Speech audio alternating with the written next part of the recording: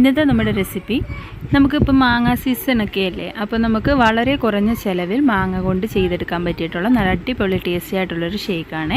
ഈ വീഡിയോ കണ്ടുകൊണ്ടിരിക്കുന്ന സമയത്ത് നിങ്ങൾക്ക് ഇഷ്ടപ്പെടുകയാണെങ്കിൽ മറക്കാതെ തന്നെ ലൈക്ക് ബട്ടൺ ഒന്ന് ക്ലിക്ക് ചെയ്യണേ. കൂടെ തന്നെ നമ്മുടെ ഈ ചാനലൊന്ന് സബ്സ്ക്രൈബ് ചെയ്തൊന്ന് സപ്പോർട്ട് കൂടി ചെയ്യുക. അപ്പോൾ നമുക്കിത് എങ്ങനെയാണ് തയ്യാറാക്കുന്നതെന്ന് നോക്കാം. അതിനായിട്ട് ഞാനിവിടെ 2 മാമ്പഴമാണ് എടുത്തിട്ടുള്ളത്. മാമ്പഴം എടുക്കുമ്പോൾ നന്നായിട്ട് പഴുത്തിട്ടുള്ള മാമ്പഴം വേണം എടുക്കാനായിട്ട്. ഒരുപാട് പുളിയുള്ള മാമ്പഴം ഇതിലേക്ക് എടുക്കരുത്.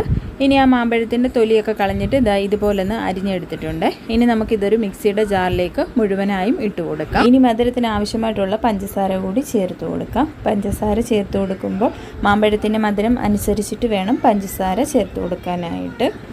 ഇനി ഒരു 3 ഏലക്കയുടെ സീഡ്സ് മാത്രമായിട്ട് ചേർത്ത് കൊടുക്കാം. ഇപ്പോൾ ചെറിയ ഏലക്ക ആയതുകൊണ്ടാണ് 3 എണ്ണം എടുത്തിട്ടുള്ളത്. വലുതാണെങ്കിൽ 2 എണ്ണം എടുത്താൽ മതിയാകും. ഇനി ഇതിലേക്ക് നല്ല തണുത്തിട്ടുള്ള 1/2 ലിറ്റർ പാലാണ് എടുത്തിട്ടുള്ളത്.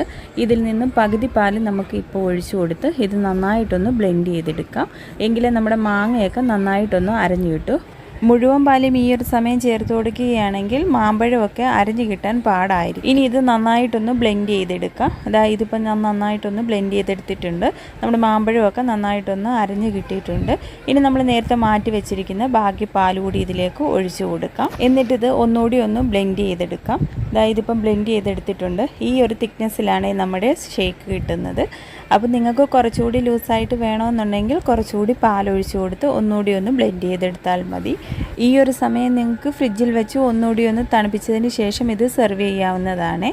നല്ല അടിപൊളി ടേസ്റ്റാണ്. മാമ്പഴമൊക്കെ വാങ്ങുന്ന സമയത്ത് ഒരു തവണയെങ്കിലും ഇതുപോലെ ഒന്ന് ട്രൈ ചെയ്ത് നോക്കിയിട്ട് നിങ്ങളുടെ ഫീഡ്ബാക്ക് അറിയിക്കാൻ മറക്കരുത്. ഇന്നത്തെ വീഡിയോ ഇഷ്ടമായിട്ടുണ്ടെങ്കിൽ ലൈക്ക് ചെയ്യാനും കൂടെ നമ്മുടെ ഈ ചാനലൊന്ന് സബ്സ്ക്രൈബ് ചെയ്തൊന്ന് സപ്പോർട്ട് കൂടി ചെയ്യാൻ മറക്കല്ലേ. താങ്ക്